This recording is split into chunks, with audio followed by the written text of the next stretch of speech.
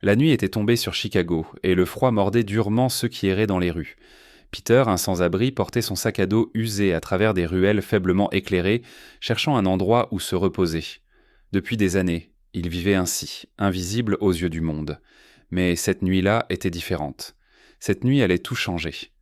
Alors qu'il s'installait près d'un parc désert, un cri perçant déchira le silence glacé. Ce n'était pas le bruit habituel de la ville. C'était autre chose, un appel à l'aide urgent. Peter se précipita vers l'origine du son et tomba sur une scène terrifiante. Un jeune garçon, âgé d'à peine 6 ans, luttait au bord d'un lac gelé. Ses petites mains agrippaient la glace brisée, son visage pâle de peur. Le cœur de Peter s'emballa. Sans hésiter, il courut sur la surface fragile. Chaque pas craquait sinistrement sous lui, mais il avançait. Rampant pour répartir son poids, il atteignit le garçon dont les forces s'atténuaient rapidement. « Tiens bon, petit, je t'ai », dit Peter, la voix tremblante mais résolue. Avec toute la force qu'il avait, Peter tira le garçon hors de l'eau glacée. Ils s'effondrèrent sur la berge enneigée, tremblants et épuisés. Enveloppant le garçon dans sa couverture usée, Peter lui frotta les bras pour le réchauffer. Soudain, le rugissement d'un moteur brisa le calme. Un SUV noir élégant s'arrêta brusquement non loin, ses phares transperçant l'obscurité.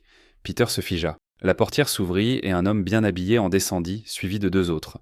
Son regard se posa sur le garçon, et il poussa un cri désespéré. « Tyler !» L'homme se précipita vers eux, tombant à genoux pour serrer le garçon dans ses bras. Tyler sanglotait, agrippé à lui. Peter, toujours à genoux dans la neige, regardait en silence, son souffle formant des nuages dans l'air glacial. Ses vêtements trempés lui collaient au corps, mais il ne bougeait pas. L'homme se tourna vers Peter, son visage mélangeant gratitude et émotion. « Vous avez sauvé la vie de mon fils. Comment pourrais-je vous remercier ?» Peter haussa les épaules, gêné.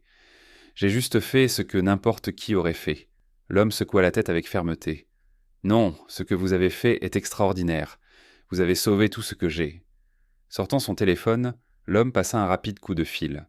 En quelques minutes, une autre voiture arriva, et Peter fut emmené à l'hôpital pour soigner ses blessures légères. Pendant ce temps, Tyler refusait de lâcher la main de son sauveur. Le lendemain matin, Peter se réveilla dans un lit d'hôpital. Assis à côté de lui, l'homme en costume tenait une enveloppe. « Je ne pourrai jamais assez vous remercier, » dit-il. « Cette enveloppe contient de quoi repartir à zéro. Et si ça vous intéresse, un poste vous attend dans mon entreprise. » Peter hésita, regardant alternativement l'enveloppe et l'homme. « Pourquoi faites-vous tout ça pour moi ?» L'homme sourit, les yeux brillants. « Parce que vous m'avez montré que, peu importe où l'on se trouve dans la vie, on peut toujours être un héros. » Dans les mois qui suivirent, Peter devint un symbole de courage dans la ville. Mais pour lui, la plus grande récompense n'était ni l'argent ni la reconnaissance. C'était une petite photo qu'il gardait dans sa poche. Une image de lui avec Tyler, le garçon qu'il avait sauvé, et son père qui était devenu son plus grand allié. Dans cette photo, Peter avait retrouvé quelque chose qu'il pensait avoir perdu à jamais, une famille.